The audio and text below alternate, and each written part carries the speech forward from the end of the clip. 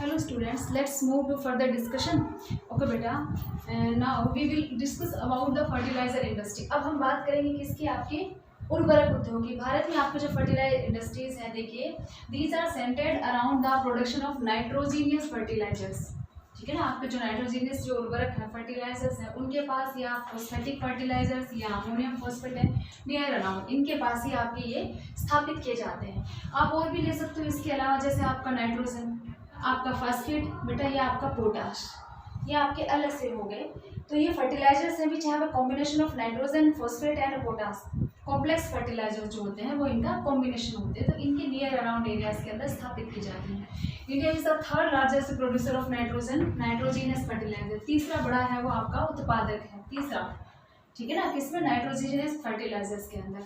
और हमारे यहाँ पर बहुत सारी मैन्युफैक्चरिंग यूनिट्स हैं उर्वरकों का या फर्टिलाइजर्स का बेटा। आफ्टर ग्रीन रिवोल्यूशन है वो ज़्यादा इस्तेमाल किया जाने लगा एग्रीकल्चर सेक्टर के अंदर ना। ठीक है, जैसे हमने पहला ही बात की थी आपका कि नाइट्रोजन फर्टिलाइजर मेनली जो है वो कौन सा हो गया? यूरिया। प्लांट्स में हम जो यूज़ करते हैं, ठीक, इसलिए वो आपका मेन हो गया। तो प्रोडक्शन इंक्रीज करने के लिए हम जब इनका ज़्यादा इस्तेमाल करने लगे तो ये यूनिट्स जो है इनके अंदर भी प्रोडक्शन है वो आपका इंक्रीज होने लगा आफ्टर द ग्रीन रिवोल्यूशन। तो देखिए ये हमारी मैन्युफैक्चरिंग यूनिट्स हो गई किसके? आपकी फर्टिलाइजर की। तो 57 फर्टिलाइजर यूनिट्स जो है, मतलब इकाइयाँ जो हैं वो आपका नाइट्रोजनस फर्टिलाइजर्स है वो बनाती है, उनसे आपकी रिलेटेड है। मतलब आपकी 57 जो इकाइयाँ हैं हम बात कर रहे हैं बेटा, आपकी 57 फर्टिलाइजर्स यूनिट्स है manufacturing nitrogenous and complex nitrogenous fertilisers. ठीक है, 29 जो है बेटा वो आपकी यूरिया, 29 जो उसमें से यूरिया की है।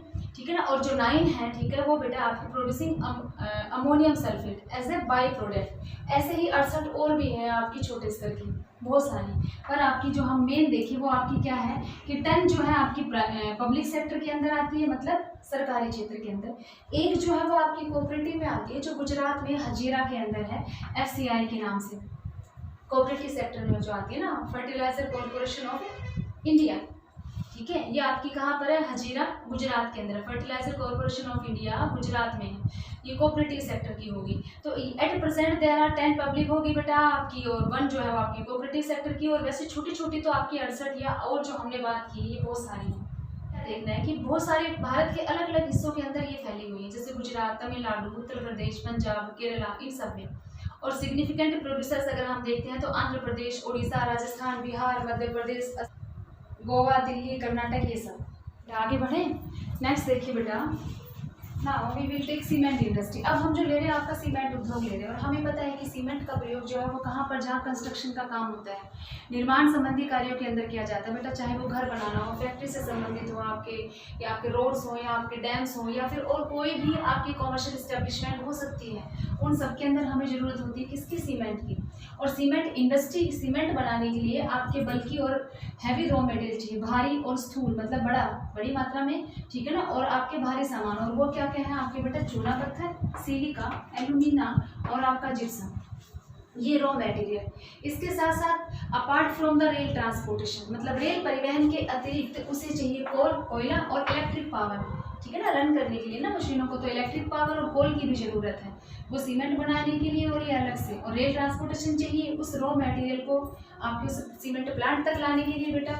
ठीक है ना, रेल ट्रांसपोर्टेशन बन जाने के बाद कंस्ट्रक्शन साइट या कहीं और, या मार्केट प्लेस तक लेकर जाने के लिए, उसके लिए चाहिए। ठीक है ना, दिस इंडस्ट्री देखो, the industry has located plant in Gujarat, ज़्यादातर गुजरात में है, क्योंकि जो गल्फ कंट्रीज़ हैं पास वाले, ठीक है ना, वो जो खाड़ी के देश हैं उनके साथ इजीली ट्रेड करने के लिए, कि उनमें डिमांड है आपके सीमेंट की, तो आसानी से उसे वहाँ पहुँचाया जा सकता है, मतलब have suitable access to the market in the Gulf countries. ठीक, अब आगे आ जाइए। First cement plant was set up in India in Chennai in 1904, 1904 में चेन्नई, तमिलनाडु में। ठीक है ना, उसमें आपका पहला सीमेंट प्लांट है वो लगाया गया था। फिर उसके बाद धीरे धीरे आपकी प्रगति हुई, और वैसे ही, और आपके 1989 के बाद ऐसे कई पॉलिसीज आई, ठीक है ना, जिसके अंदर आपकी इसकी कैपेसिटी या क्षमता है उसमें बढ़ोतरी हुई। तो अब बेटा आपके देयर आर 128 लार्ज प्लांट्स दे रखे हैं and 332 mini cement plants in the country. ठीक है ना, और हम बहुत सारी अलग अलग तरह की सीमेंट जो है वो बनाते हैं, मतलब वैरायटी, मतलब हम क्या है? Producer of A variety of cement. ठीक है, और इसकी क्वालिटी है वो अच्छी होने के साथ साथ हम ये कह सकते हैं कि भारत जो है मतलब ये दिस इंडस्ट्री जो है is doing well in terms of production, उत्पादन के स्तर में भी अच्छी है एज वेल एज एक्सपोर्ट, हम निर्यात भी करते हैं और निर्यात करने के लिए तो हम बात कर रहे हैं ना गुजरात की, ठीक है, इसलिए हम क्या कर रहे हैं उसे निर्यात भी कर रहे हैं। अब कहाँ कहाँ की हम बात करें, हमारे पास जो अवेलेबिलिटी है मार्केट की, तो east Asia, middle east, Africa and south Asia apart from a large demand with in the country. ये बेटे अब हम सवारी करते हैं ऑटोमोबाइल इंडस्ट्री, ठीक है ना। ऑटोमोबाइल इंडस्ट्री आपकी व्हीकल से रिलेटेड होगी, जिसे आप मोटर वाहन भी कहते हो, अगर हम हिंदी में कहें तो आपका मोटर गाड़ी उद्योग, ठीक। देखिए, provide vehicles for quick transport, आप इजीली कहीं भी जाते हो तो आपको क्या चाहिए, good efficient network of transportation system, ठीक है ना। उसी की वजह से और कम्युनिकेशन की वजह से भी, दोनों की वजह से ही आजकल हमें पूरा जो विश्व जो है वो एक छोटे स्मॉल विलेज लगता है कि हमें कहीं की भी जानकारी मिल सकती है और ट्रांसपोर्ट के थ्रू हम वहाँ इजीली पहुँच भी सकते हैं। तो आपका क्या शीघ्रता से पहुँचा जाता है, आपकी अच्छी सेवाएँ भी और आपके पैसेंजर दोनों वस्तुएँ भी, ठीक है ना। आप मटेरियल को भी 1+2 अनदर दूसरे पे ट्रांसपोर्ट कर सकते हो, ठीक है ना, एफिशिएंट मीन ऑफ ट्रांसपोर्ट से, और बेटा आप खुद भी जा सकते हो यात्रियों के लिए भी और वस्तुओं या सामान के लिए भी। तो आपको इसमें सब आ गए, जो भी आपके व्हीकल्स हैं, बस है, ट्रेन है आपकी, या फिर कार है बेटा, या बाइक, जो भी आप यूज़ करते हो आप वो सब लेते हो, truck, buses, cars, motorcycle, scooters, 3 wheelers and multi utility vehicles, ये सभी होते हैं मैन्युफैक्चर्ड इन इंडिया, मतलब भारत में इन सब का विनिर्माण किया जाता है या बनाया जाता है, मतलब विनिर्मित होते हैं। तो उनमें से हमारे पास जो है मतलब आपके 2 व्हीलर्स भी हैं, 3 भी हैं, इंडिविजुअल हम जो यूज़ करते हैं वो भी हैं, कॉमर्शियल भी हैं, ठीक। तो देखिए 15 मैन्युफैक्चरर्स ऑफ पैसेंजर कार्स, 15 आपकी मैन्युफैक्चरिंग यूनिट्स ऐसी हैं जो आपकी पैसेंजर कार बनाती हैं और मल्टी यूटिलिटी व्हीकल्स बनाती है, जो विभिन्न कार्यों में या आपकी जिनका बहुउद्देशिक प्रयोग किया जाता है वो उनका जो निर्माण जो है वो करती है, मतलब जिन्हें बहुउपयोगी वाहन कहा जाता है ये बनाती है। और बेटा ये ज़्यादातर आपका कब हुआ, आफ्टर लाइबरलाइजेशन के कारण ना, कि विदेशी कंपनियां भी भारत में आ सकती हैं और अपने उद्योग स्थापित कर सकती हैं, और फॉरेन डायरेक्ट इन्वेस्टमेंट के कारण भी, ठीक है ना। इनसे ही आपके उद्योग मतलब ऑटोमोबाइल इंडस्ट्री बहुत चले, ठीक। अब देखिए 9 ऐसी ही आपकी कॉमर्शियल व्हीकल्स बनाने की हैं, और ऐसे ही बेटा आपकी 40 यूनिट्स जो है वो आपके 2 और तिपहिया वाहन मतलब 2 या फिर आपके जो 3 व्हीलर्स हैं उन वो उसकी आपकी कितनी होगी, 40 यूनिट्स होगी, ठीक है ना, मतलब 14 ऐसी। और अगर इस इंडस्ट्री की बात करें तो the industry is located around Delhi, Gurgaon, Mumbai, Pune, Chennai, Kolkata, Lucknow, Indore, Hyderabad, Jamshedpur, ठीक है ना, या फिर बेटा आपके बेंगलुरु, ऐसे बहुत सारे क्षेत्र या फिर आप कह सकते हो कि सिटीज जो है उनमें आपके से केंद्रित हैं, स्थापित हैं आपका ऑटोमोबाइल इंडस्ट्री, मतलब जो आपको ये इतने सारे वाहन जो है वो मुहैया करवाता है या फिर उपलब्ध करवाता है।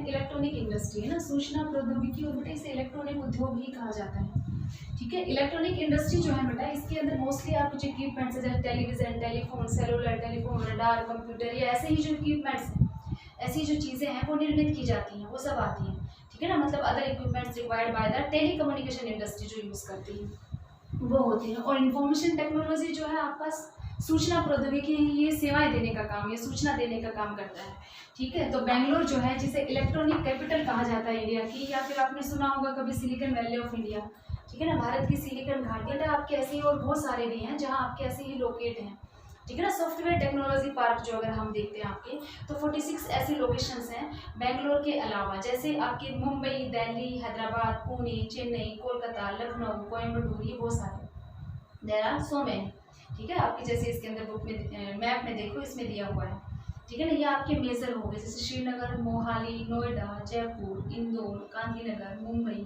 पुणे, बेंगलुरु, मैसूर, है ना बेटा, त्रिवेंद्रपुरम, चेन्नई, हैदराबाद, विशाखापट्टनम, भुवनेश्वर, कोलकाता और गुवाहाटी, ये सब क्या हो गए आपके सॉफ्टवेयर टेक्नोलॉजी पार्क, ये सारे आपके हो गए, ठीक है। और मेजर अगर हम इसका इम्पैक्ट देखें अगर इस इंडस्ट्री का, तो वो क्या है, एम्प्लॉयमेंट जनरेट करता है इंडस्ट्री, और उसमें से भी बेटा आपकी जो 30% मतलब 30% है वो महिलाएं हैं जो इसमें कार्य करती हैं, ठीक है ना। और इसमें 2-4 वर्षों से हम देख रहे हैं कि हमें बहुत ज़्यादा फॉरेन एक्सचेंज हम ले रहे हैं, अर्न कर रहे हैं आपकी इस इंडस्ट्री से। वो कब, जब आपका BPO जिसे हम कहते हैं बिजनेस प्रोसेसिंग आउटसोर्सिस, प्रोसेसिंग आउटसोर्सिंग, जिसे हिंदी में कहा जाता है बेटा बाह्य स्तोत्र, ठीक है ना, किसी दूसरे देश के लिए और अपने ही देश से काम करना, मतलब आपको वहाँ जाने की ज़रूरत नहीं है, आपने यहीं से वो सारा काम कर दिया है।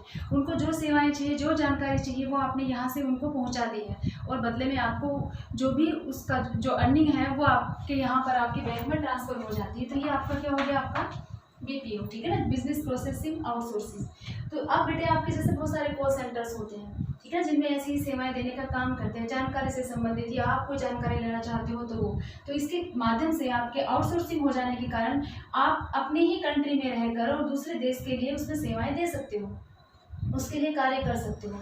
तो इंडिया जो है उसके सॉफ्टवेयर की अब बहुत ज़्यादा डिमांड है, इंडियन सॉफ्टवेयर इंजीनियर्स की भी बर्डन बहुत ज़्यादा। तो इट मीन्स बेटा आउटसोर्सिंग का मतलब क्या हुआ, आउट का मतलब बाहर और सोर्स का मतलब स्तोत्र, है ना। इसका मतलब हमारे पास या जिनकी हम सेवा ले रहे हैं वो बाहर है, बाहर के स्तोत्र हैं जिनसे हम जानकारी ले रहे हैं, जिनसे हम सेवाएं ले रहे हैं। तो आपका outsourcing is a new trend in economic activities, एक नया तरीका हो गया which is concerned with giving work to an outside agency, कि हम किसी आउटसाइड जो कंपनी है या बाहरी जो आपके अभिषेक है उसको कार्य सौंप रहे हैं, है ना। इसलिए इससे क्या बेटा, हम ऐसा तब करते हैं जब कॉस्ट वहाँ पर कम हो, ठीक है ना। मतलब उन स्थानों पर, मतलब आप ये कह सकते हो such agencies are better equipped with latest techniques and train personnels and consequently help in improving efficiency and reducing cost, कि लागत कम है वहाँ पर और वो एफिशिएंट भी है, मतलब आपके कार्य भी अच्छा करते हैं, इसलिए हम उनसे वो कार्य करवाते हैं। और बेटा ये कार्य, मतलब ये जो जॉब है, can be easily done in Asian and east European and African countries, मतलब आपके एशिया के या आपके जो पूर्वी यूरोपीय देश हैं उनमें, या अफ्रीकन जो कंट्रीज़ हैं उनमें की जाती है। क्यों? क्योंकि यहाँ पर आपके IT जो स्किल्ड पीपल हैं with good English language skill, ठीक है ना, वो तैयार होते हैं, readily available and that too at wages which are much lower than those prevailing in the developed country, क्योंकि उन विकसित देशों की बजाय कि इन देशों के अंदर बेटा कम पारिश्रमिक पर ये आसानी से मिल जाते हैं, ठीक है ना। इसलिए ये उनके लिए क्या आउटसोर्सिंग हो गए, कि वो यहाँ से उनके लिए काम करवाते हैं या फिर अपने ही देश में रहकर सेवा देते हैं। जैसे हम एग्जांपल ले तो हैदराबाद और मनीला, ठीक है ना, इनके अंदर ऐसे ही आपके IT स्किल्ड पीपल हैं, ठीक है। और ये जो लोग हैं हैदराबाद मनीला के अंदर does work on A project based on GIS techniques for a country like USA और जापान, इन देशों के लिए काम करते हैं, ठीक है। और यहाँ उनके उन देशों के लिए, मतलब जापान और USA के लिए ये बहुत कम कीमत पर आसानी से हो जाता है। मतलब आपका आउटसोर्सिंग है वो बेटा किन देशों की तरफ किया जाएगा, जहाँ कॉस्ट ऑफ लिविंग वो कम हो, in low and skilled workers are available at cheaper rates, कि कम कीमत पर, या यूँ कह लो कि जीवन यापन की लागत कम होती है और कुशल श्रमिक जो है वह सस्ते पारिश्रमिक पर मिल जाते हैं, उन देशों में किया जाता है। तो इससे आपके ज़्यादा से ज़्यादा कॉल सेंटर्स खुलेंगे, है ना। और कॉल सेंटर ज़्यादा खुलेंगे तो इसका मतलब उनकी ओपनिंग के साथ साथ लार्ज नंबर ऑफ पीपल जो है वो उसके अंदर एम्प्लॉय भी होंगे। जैसे हम कह रहे हैं कि 30% आपकी महिलाएं हैं वो इन सेक्टर्स के अंदर काम करती हैं, तो it has created new jobs in these countries, इन देशों में उनको रोज़गार के अवसर भी मिल रहे हैं। तो बाह्य स्तोत्रन के कारण आपके ये सेक्टर है वो बेटा बहुत तेज़ गति से उभर रहा है। तो बेटा जी हम एक बात तो दावे के साथ कह ही सकते हैं कि आपका जो ऐसे ही ग्रोथ है, continuing growth in the hardware and software is the key to the success of IT industry in India, ठीक है। कि इस तरह से ही अगर आपका सूचना प्रौद्योगिकी उद्योग है वो सफल होगा, तो वो हार्डवेयर सफल होने का कारण जो है वो आपका क्या है, हार्डवेयर और सॉफ्टवेयर का निरंतर विकास है, जिसकी आपकी वर्ल्ड में डिमांड है। ये हो गया बेटा आपका इंफॉर्मेशन टेक्नोलॉजी और इलेक्ट्रॉनिक्स, ठीक है, इंडस्ट्री। यहीं समाप्त करते हैं आज के लिए।